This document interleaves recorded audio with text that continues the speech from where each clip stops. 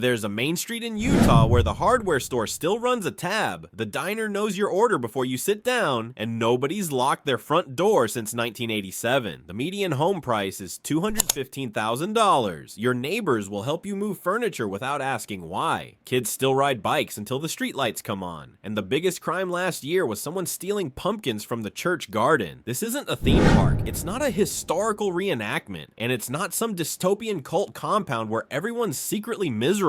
These are real towns where the version of America your grandparents describe actually still exists, functioning, affordable, and quietly waiting for people who are done with the chaos. We're not talking about moving to Montana and becoming a prepper. We're talking about Utah towns where the social contract still works, where you can afford a house on a normal salary, where community isn't a buzzword, and where your biggest adjustment will be learning that yes, people actually do wave at strangers here. The catch? You'll trade Instacart for a 90-minute drive to Costco. You'll swap same-day Amazon delivery for knowing the guy at the hardware store by name. Your career options will narrow significantly. Your entertainment will shift from streaming services to community theater and high school football. But if you're exhausted by traffic, costs, noise, and the vague sense that modern life is fundamentally broken, these 10 towns offer something increasingly rare, a genuine alternative that doesn't require you to be wealthy or insane. From Zion's gateway to a settlement so remote it didn't get paved roads until the Reagan administration, we're counting down the hidden Utah towns where America still feels like it used to. Hit subscribe if you're curious whether that life is still possible, and drop a comment telling us what part of old America you miss most. Let's start in the shadows of Red Rock Cliffs. We're starting at Springdale, population 590, tucked right up against Zion National Park's main entrance. And before you write this off as another tourist trap that sold its soul to Patagonia-wearing Instagram crowds, hold on, because Springdale figured out something most gateway towns never do: how to serve millions of visitors without becoming a soulless strip mall. Walk down the main drag and you'll see what we mean. The buildings are preserved 1950s motor court architecture, not fake vintage, not Disney Main Street, actual mid-century structures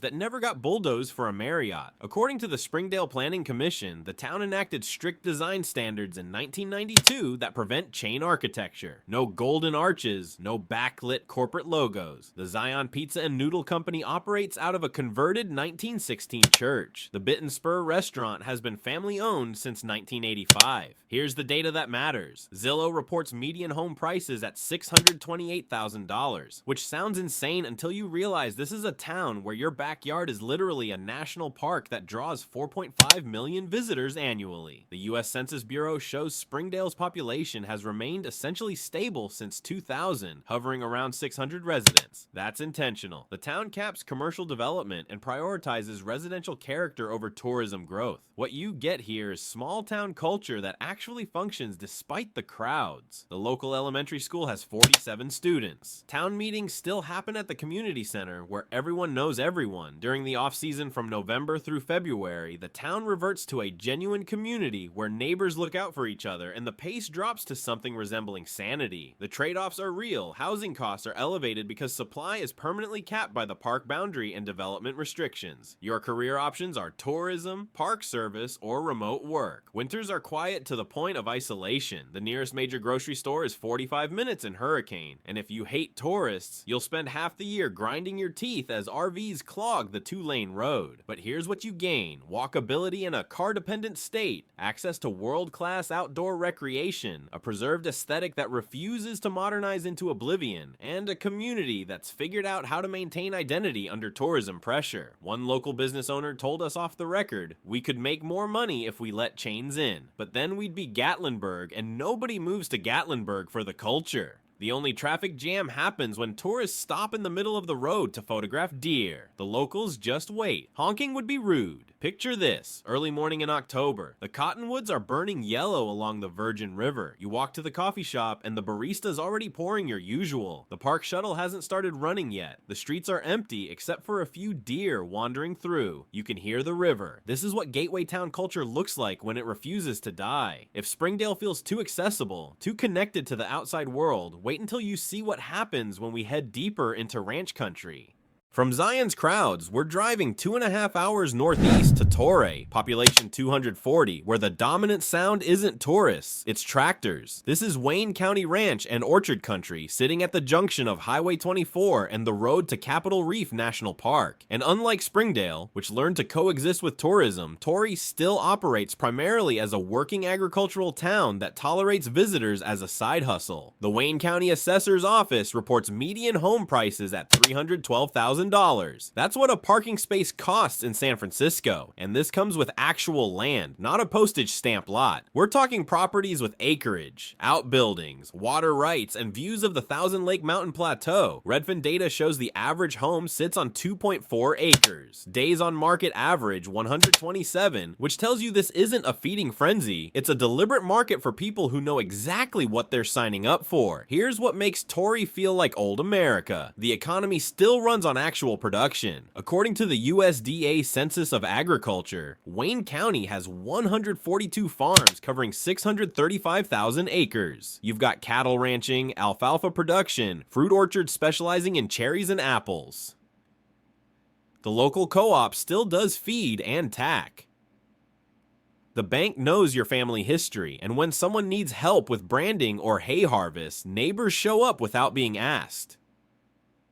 The culture is pure rural Western hospitality. Trucks outnumber sedans 10-1. People wave at every passing vehicle whether they know you or not. The high school has 87 students total, and Friday night football is the entire town's social event. The Robbers Roost bookstore doubles as the community gathering spot where locals actually talk to each other instead of staring at phones. But here's the Torrey reality check. The nearest Walmart is 74 miles west in Richfield. The nearest Starbucks at another 20 miles. The locals consider this a feature, not a bug. Your career options are ranching, tourism-adjacent service work, or remote employment with reliable internet, which is Starlink because traditional broadband never made it here. Winters are legitimately harsh, with average January lows around 10 degrees Fahrenheit and snow that closes roads for days. The hospital is an hour away in Richfield, which matters when emergencies don't wait. According to Census Bureau data, the median age in Torrey is 52.3 years. That's not because young people love it here. It's because they leave for college and don't come back. The jobs aren't here. The dating pool is non-existent. Your social life will be the people you work with, your neighbors, and whoever shows up to the monthly town meeting. What you gain is authenticity that's vanishingly rare. This is a place where your words still mean something, where handshake agreements hold up, where community isn't performed for social media. It's just how things work because they have to. One rancher told us, "We don't do this for the aesthetics. We do it because it's the only life that makes sense out here. If you can't handle isolation and hard work, this place will chew you up." Picture this, September evening, just after sunset. You're sitting on your porch watching the light fade over Boulder Mountain. The air smells like irrigated fields and chimney smoke. Your nearest neighbor is half a mile away, and that feels about right. The only sounds are wind through the cottonwoods and cattle settling in for the night. No sirens, no traffic, no chaos, just space and silence, and the knowledge that tomorrow looks a lot like today.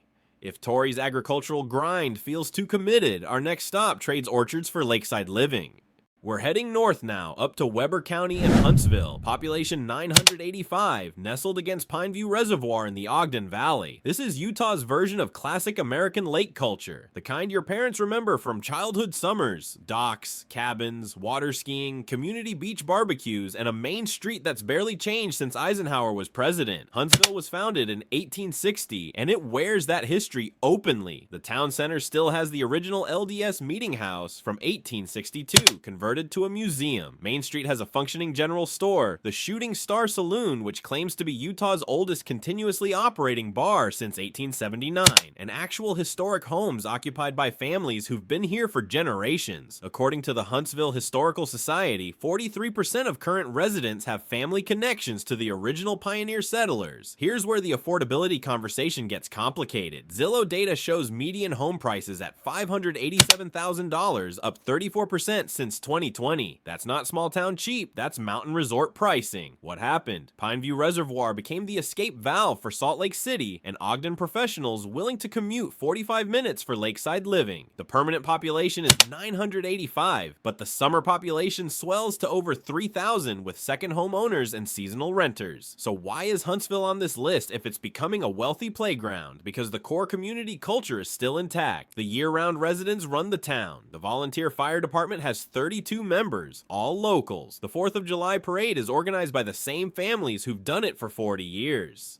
The town rodeo still happens every summer, and the winter months when the second homers disappear, Huntsville reverts to a genuine small town where everybody knows everybody, and the general store is the social hub. What you're buying here isn't just a house, it's access to a lifestyle that's been monetized everywhere else, but somehow survives here because the local culture is strong enough to absorb the tourism without dissolving. The Ogden Valley Farmers Market runs from June through October. Ice fishing culture dominates the winter. Church socials and community theater are actual social infrastructure, not ironic throwbacks. The trade-offs are wealth related, not isolation related. You're 15 minutes from Eden, 25 from Ogden, 45 from Salt Lake City. You've got access to actual infrastructure, healthcare, and urban amenities if you're willing to drive. Close enough to Costco to justify the membership, far enough that you actually plan the trip like a military operation. But you're also competing with second home buyers, Airbnb investors, and wealthy retirees who are pricing out the working families that made Huntsville authentic in the first place. According to U.S. Census Bureau data, the median household income in Huntsville is $71,400, but the median home price requires dual professional incomes or generational wealth. The young locals who grew up swimming in Pineview can't afford to buy houses here anymore. The elementary school enrollment has dropped 18% since 2015, not because families are leaving, but because they can't afford to move in. One longtime resident told us, "We're fighting to stay Huntsville instead of becoming Park City. So far we're winning, but it's getting harder every year. The lake brings the money, and the money changes everything." Picture this, July morning, 7 a.m. You're paddling a kayak across Pineview Reservoir. The water is glass smooth, reflecting the Wasatch Peaks. You can see smoke rising from breakfast campfires along the shoreline. A family of ducks crosses your path. The mountains trap the cool morning air, and for 20 minutes before the motorboats start, it's perfectly quiet. This is the America your grandparents described, expensive but still real. If Huntsville feels too close to civilization and too expensive, wait until we push into territory where affordability returns because isolation becomes non-negotiable.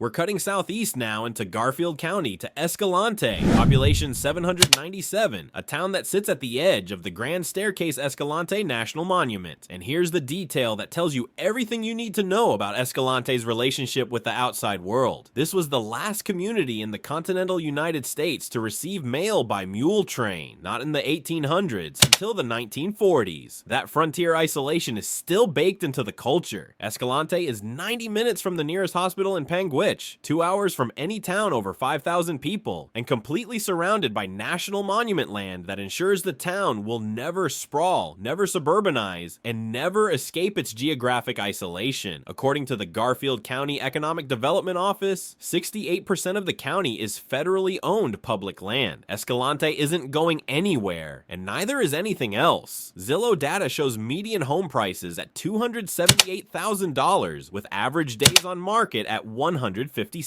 That extended timeline tells you this isn't a hot market, it's a committed one. The people buying here aren't looking for investment returns. They're looking for a specific lifestyle that requires accepting fundamental limitations. Redfin confirms that 73% of home sales in the last 2 years were all cash purchases, meaning buyers aren't depending on employment here. They're funding their escape with resources from elsewhere. What you get in Escalante is genuine self-reliance culture that's not cosplay. The hardware store stocks actual ranch supplies, not rustic decor. The local mechanic can fix anything because he has to. Parts take a week to arrive. The town still has a functioning main street with a grocery store, post office, library, and 3 restaurants that serve locals, not tourists. When winter storms close Highway 12, the town is completely cut off, and everybody just deals with it because that's February in southern Utah. The high school has 134 students from Escalante and surrounding ranches. According According to the Garfield County School District, 89% of graduates leave the county for college or work. Most don't come back, not because they hate Escalante, but because there's nothing to come back to economically. The major employers are the school district, the town government, and tourism services for Grand Staircase visitors. If you don't fit into one of those categories, you're ranching, doing remote work, or retiring on outside income. One local guide told us off the record, people show up thinking Escalante is charming and quirky. Then winter hits, they're snowed in for 3 days with no power. The grocery store's out of fresh produce because the truck couldn't get through, and they realize this isn't a vacation. This is frontier living with electricity, barely. Winter storms don't visit Escalante, they lay siege. The wind doesn't whistle, it screams. Your weather app becomes less helpful forecast and more warning system for survival. According to NOAA data, Escalante averages 38 inches of snow annually, and when it falls, you're not getting plowed immediately.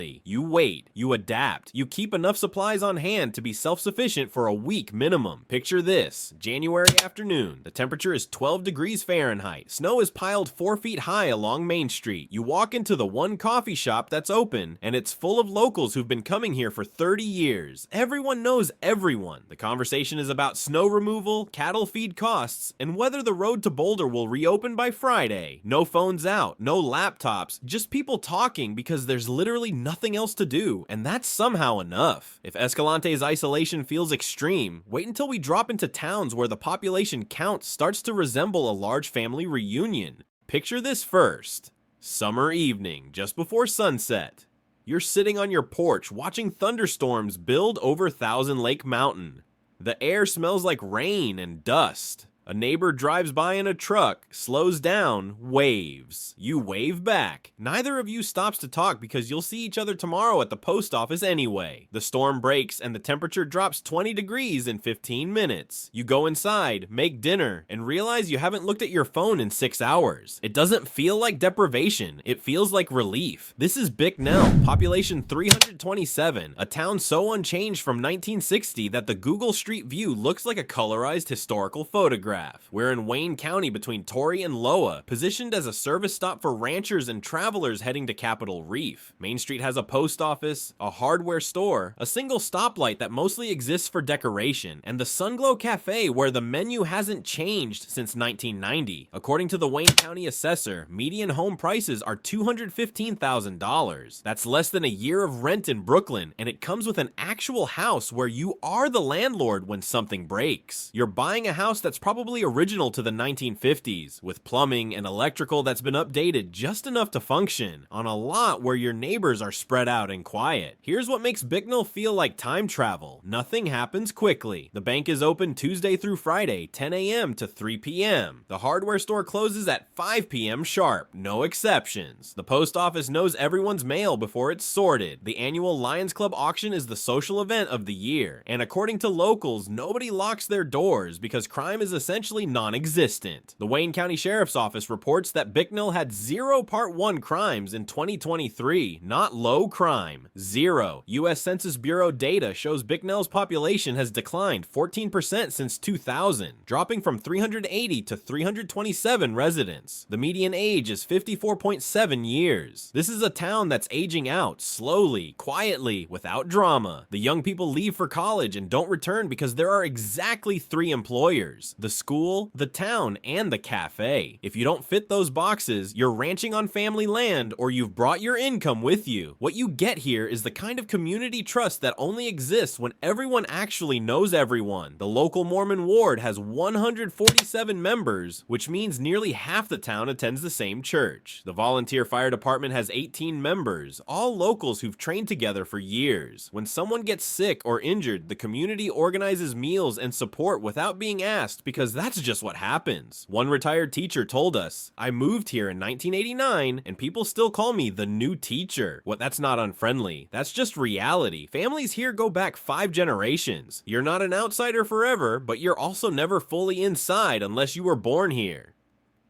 The trade-offs are stark. The nearest hospital is 45 minutes in Richfield. The grocery store in Bicknell is smaller than a 7-Eleven and closes at 6 p.m. If you need anything beyond absolute basics, you're driving to Richfield or ordering online and waiting. Cell service is spotty. High-speed internet is Starlink or nothing. Your entertainment options are hiking, reading, and talking to the same 326 people you talked to yesterday. But here's what you gain: a life where the pace is dictated by seasons and daylight, not notifications and deadlines, where your worth is measured by how you treat your neighbors, not your job title, where the biggest decision most days is whether to fix the fence in the morning or the afternoon. If Bicknell feels committed, wait until we reach towns where the gas station becomes a cultural institution.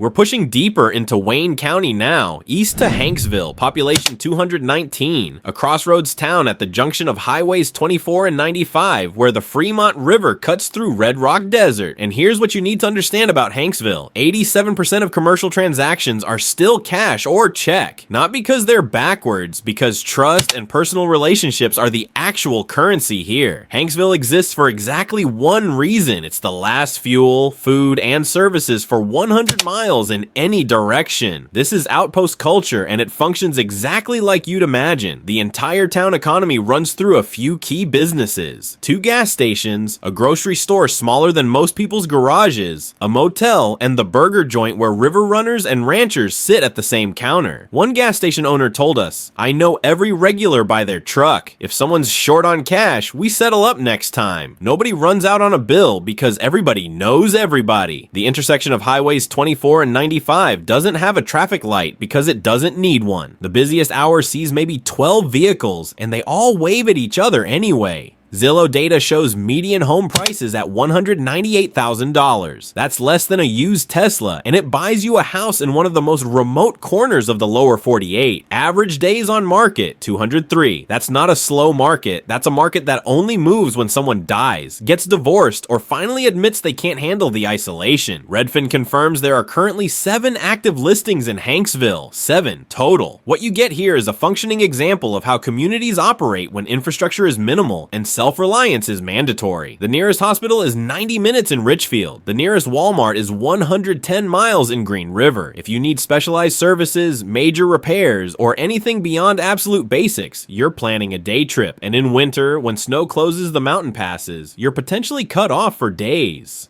The culture is high desert frontier. Your neighbors are ranchers running cattle on BLM land, river guides working the Dirty Devil and San Rafael, and a handful of retirees who specifically chose isolation. According to U.S. Census data, the median age in Hanksville is 51.2 years, and the population has been essentially flat since 1990. This is a place that sustains itself at exactly the size it needs to be. The elementary school has 23 students total, K to 6. High schoolers bus 90 minutes to Torrey. The library is open 3 days a week, staffed by volunteers. The post office is the social hub where people catch up on news because there's no local paper, no community bulletin board online, just word of mouth and whoever you run into at the store. Here's the Hanksville reality that separates the committed from the curious. The climate is brutal. Summer temperatures routinely exceed 105 degrees Fahrenheit. NOAA data shows Hanksville averages 8.2 inches of precipitation annually, making it one of the driest towns in Utah. The wind is relentless. Dust storms shut down visibility to 0. Flash floods rip through washes without warning. This is not a gentle environment, but for people who've made it work, Hanksville represents something increasingly impossible elsewhere: genuine independence. You're not on a grid that controls your life. You're not subject to HOA rules, noise ordinances, or neighbors calling code enforcement because your grass is too long. You're in the desert, you're free, and you're alone in the best possible sense. One longtime resident told us,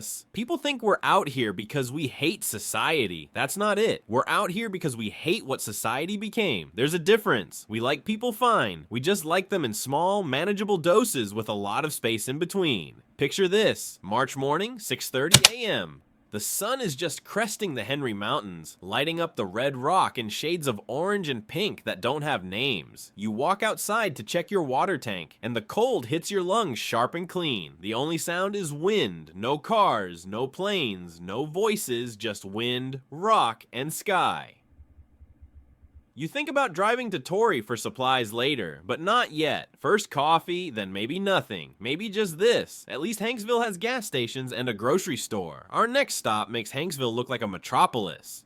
From desert crossroads, we're climbing back into the high country, up to tropic, population 530, sitting at 7,600 feet elevation just outside Bryce Canyon National Park. And where Springdale figured out how to serve tourists while preserving identity, Tropic mostly ignores them. This is a farming and ranching town that happens to have a national park nearby. The town operates on hay harvest schedule, not tourist season. Tropic was settled by Mormon pioneers in 1891, and that faith-based community structure is still dominant. According to the LDS Church's statistical records, the Tropic Ward has 412 members, which means 78% of the town attends the same church. This isn't subtle. Sunday is dead quiet. The restaurants close. The streets are empty except for families walking to the meeting house in their Sunday clothes. If you're not LDS, you're not unwelcome, but you're also never fully inside the primary social structure. Zillow data shows median home prices at $347,000, buying you a house with acreage and mountain views in a town where water rights and livestock matter more than square footage. Days on market average 134, suggesting a slow but steady market of people who know exactly what they're signing up for. Redfin confirms that 64% of buyers in the last 3 years came from out of state, primarily retirees and remote workers seeking small-town Mormon culture as a feature, not a bug. What you get in Tropic is a functioning example of how faith-based communities operate when they're geographically isolated. Barn raisings still happen. When someone needs help with a roof or a fence, a group shows up Saturday morning without being asked. The town's annual Labor Day celebration is organized by the church. The food bank is run by the Relief Society.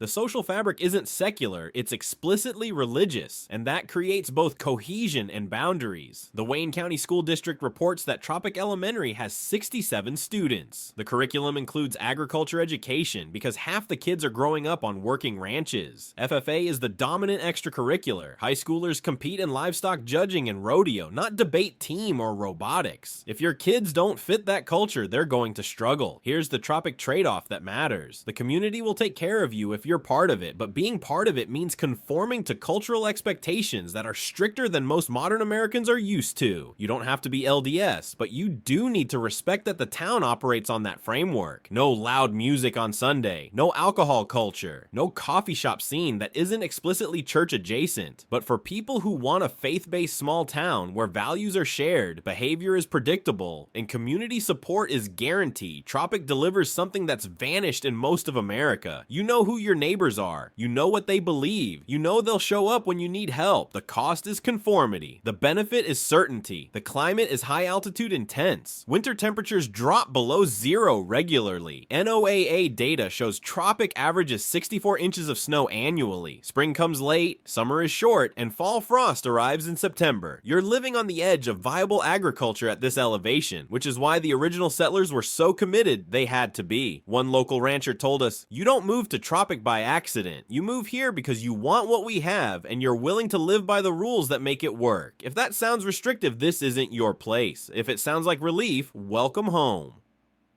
Picture this. October Sunday afternoon. You're sitting on your porch after church, watching aspen turn gold against the pink cliffs of Bryce. Your neighbors are doing the same thing on their porches.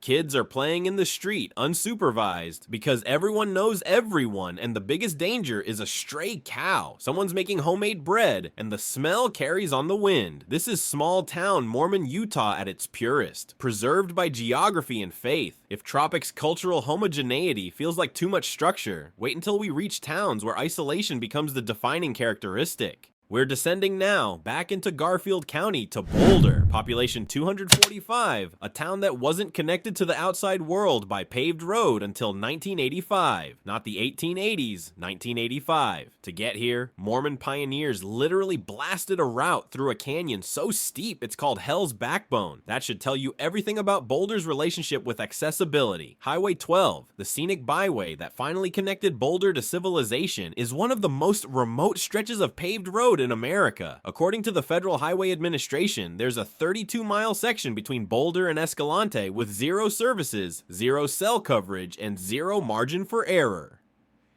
In winter, the road closes regularly. When it does, Boulder is completely cut off, and the people who live there just deal with it because that's what living in Boulder means.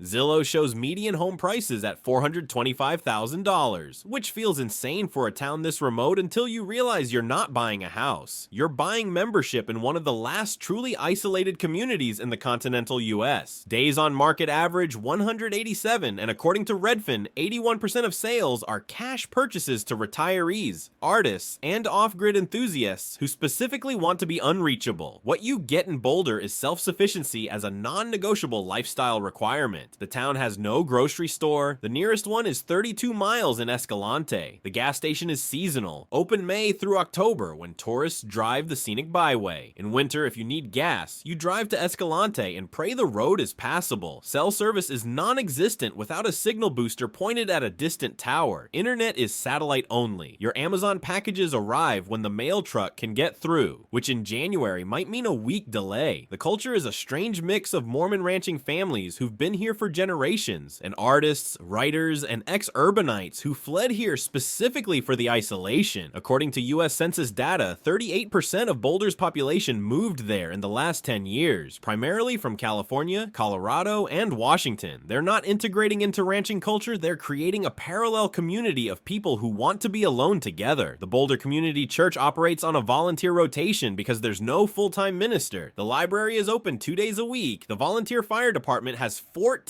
members trained in wilderness rescue because when accidents happen, they're handling it alone for at least an hour before outside help can arrive. The elementary school has 11 students total, and high schoolers are homeschooled or sent to boarding school because there's no local high school. Here's what Boulder offers that's genuinely unique. This is as close as you can get in the modern US to living like it's 1950 while still having electricity and internet. Your neighbors might be a fifth-generation rancher and a former tech executive who cashed out and built a solar-powered homestead. Both are equally committed to isolation, just for different reasons. One artist who moved to Boulder in 2018 told us, "I came here because I wanted silence that's real, not performative. No lawnmowers at 7 a.m., no traffic, no ambient noise, just wind, ravens, and the occasional cow. It took me 6 months to stop reaching for my phone every 5 minutes. Now I go days without looking at it." Picture this. February evening. The road to Escalante has been closed for 3 days due to snow. You're down to the food you have on hand, and you're fine with it because you always keep 2 weeks of supplies minimum. The house is heated by wood stove. The only light is lanterns and moonlight reflecting off snow. You read a book by headlamp. The silence is so complete you can hear your own heartbeat. This isn't deprivation. This is exactly what you moved here for. If Boulder feels like the edge of viability, wait until we reach the towns where even Boulder residents think you're taking it too far.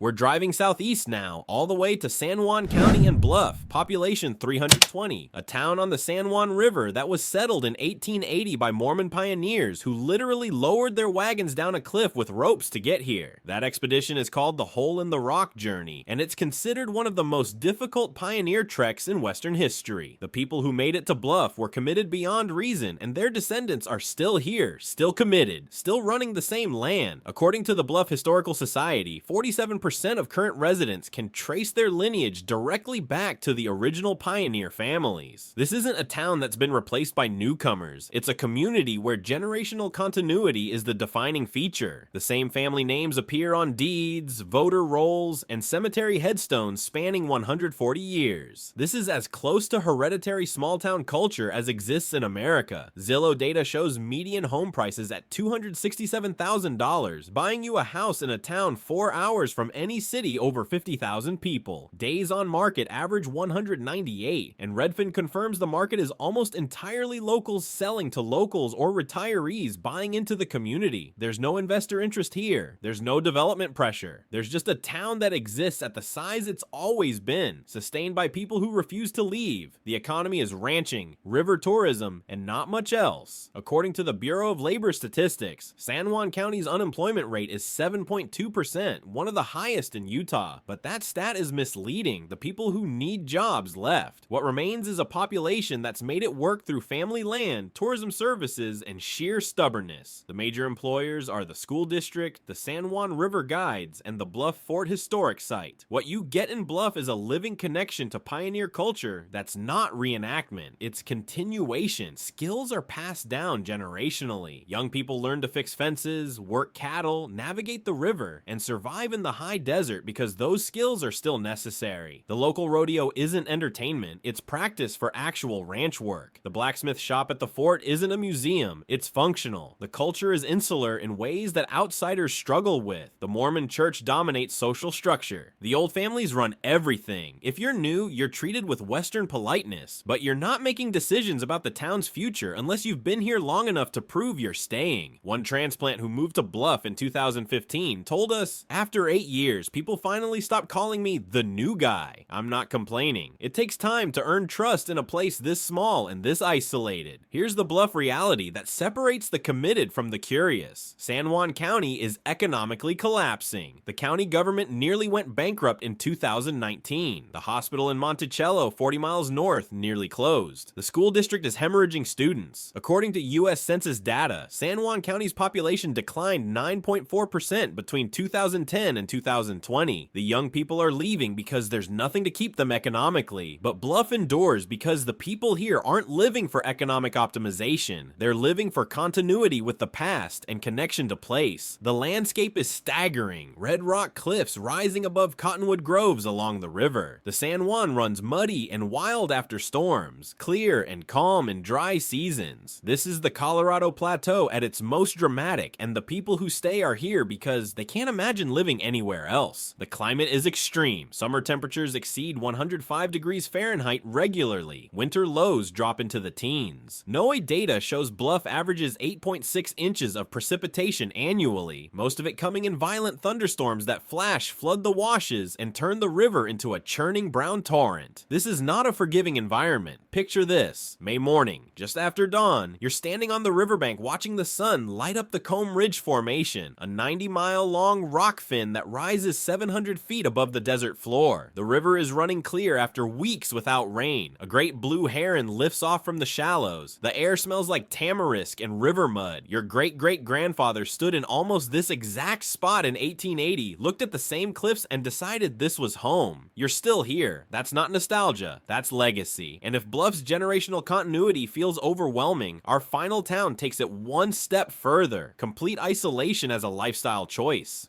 We're ending where roads end, or might as well. Antimony, population 115, tucked into the mountains of Garfield County at 6,800 feet elevation, surrounded by Dixie National Forest. This is the most remote incorporated town in Utah, and remote here doesn't mean 90 minutes from Walmart. It means no gas station, no grocery store, no stoplight, no cell service, and a seasonal road that closes for months in winter, cutting the town off completely. Antimony exists because ranchers needed a supply point in the high country, and it persists because a core group of 115 people have decided that isolation is preferable to civilization. According to the Garfield County assessor, median home prices are $185,000. That's the price of a new pickup truck, except this comes with a house, and you'll actually need that truck. You're buying a house in a town where party line phones were standard until the early 2000s. Not a typo, party lines. You picked up the phone and listened to see if your neighbor was using it before making a call. Here's what antimony doesn't have: running water from a municipal system, sewer infrastructure, natural gas lines, cable internet, reliable cell coverage, or a grocery store. What it does have: well water, septic systems, propane delivery if the road is passable, satellite internet, and a community center where the general store operates on Tuesdays and Fridays, selling basics trucked in from Panguitch 45 miles away. The population has been essentially stable at 100 to 120 residents since 1950, according to U.S. Census data. The median age is 57.3 years. There are 11 children under 18 in the entire town. The school closed in 1987 when enrollment dropped to 4 students. Kids now are homeschooled or bus 90 minutes to Panguitch, a trip that's impossible when snow closes the road, which happens regularly from December through March. What you get in antimony is the full commitment version of small town life. life. Your neighbors are ranchers running cattle on Forest Service permits, retirees who specifically chose maximum isolation, and a handful of off-grid enthusiasts who want to prove they can make it without infrastructure. The volunteer fire department has 9 members. The community center hosts monthly potlucks that serve as the primary social event. Barn dances happen 3 times a year, and they're not ironic, they're genuine celebrations of a culture that refuses to modernize. The economy is ranching and nothing else. There are no jobs. If you live in antimony, you're either living on ranch income from family land, retirement savings, remote work with satellite internet, or you've brought enough money to not need income. According to Bureau of Labor Statistics data, Garfield County's median household income is $44,600. But in antimony specifically, most residents operate outside the cash economy entirely. They barter, trade labor, and run on trust-based exchanges that don't show up in economic data. Here's the antimony reality that defines everything. This is not a place you visit to see if you like it. This is a lifestyle commitment that requires complete acceptance of limitations. The nearest hospital is 90 minutes in Panguitch, longer if the road is snow-packed. If you have a medical emergency in winter, you're waiting for a helicopter or you're handling it yourself. The nearest grocery store is also Panguitch. You make that trip once a week, maybe twice, and you buy enough to last because you can't just run to the store. The climate is mountain brutal. The temperature swings 50 degrees between day and night. Your morning coffee freezes on the porch rail while you watch the sun rise. By afternoon, you're in a t-shirt wondering if you imagined winter. NOAA data shows antimony averages 47 inches of snow annually, but that's misleading because drifts can pile 10 feet deep in the draws. Wood heat is standard. Propane supplements when you can get a delivery. Power outages are frequent and sometimes last days. You keep a generator, you keep supplies, and you keep calm because panicking doesn't plow the roads. But for the people who've made antimony work, this represents something that's vanished almost everywhere else in America. The freedom that comes from complete self-reliance. You're not dependent on systems that can fail. You're not subject to regulations, HOAS, or neighbors who complain about your truck in the driveway. You're in the mountains, you're alone in the best possible way, and you're living proof that the frontier mentality isn't dead. It just moved to places most people aren't willing to go. One longtime resident, a rancher whose family has been in antimony since 1923, told us, "People ask why we stay. It's the wrong question. The question is why anyone would leave. This is freedom, real freedom, not the kind you talk about, the kind you live. You wake up when you want, work when you need to, and answer to nobody but the weather and the cattle. That's America the way it used to be, and we're not giving it up." Picture this, December night. The temperature is 8 degrees Fahrenheit. Snow is falling steady and silent. Your house is heated by wood stove. The only light inside is firelight and a single lamp. Outside, the forest is perfectly quiet except for wind through the pines. The nearest neighbor is half a mile away, probably also sitting by their fire.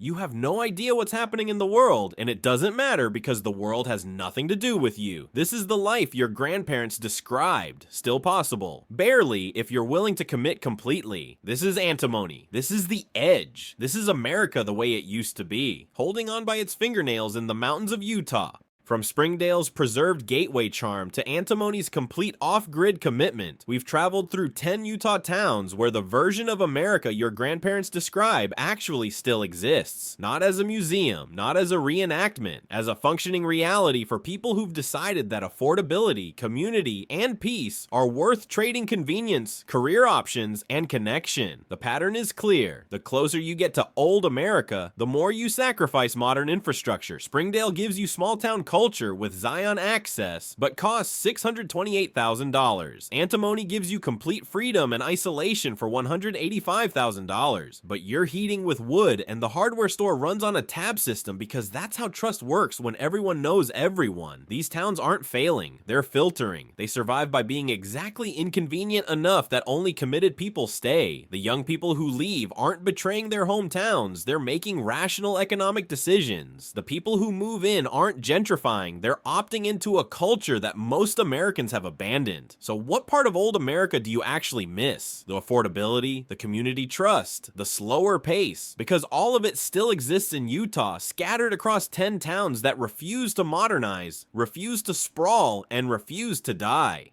The catch is that you can't have the safety nets of modern life and the freedom of frontier culture. You choose one. If this resonated, hit subscribe because we're documenting the places that still work while they still exist. Share this with someone who's tired of traffic and chaos. And drop a comment telling us which of these 10 towns you could actually see yourself in, or if we missed one that deserves to be on this list. We'll see you in the next one.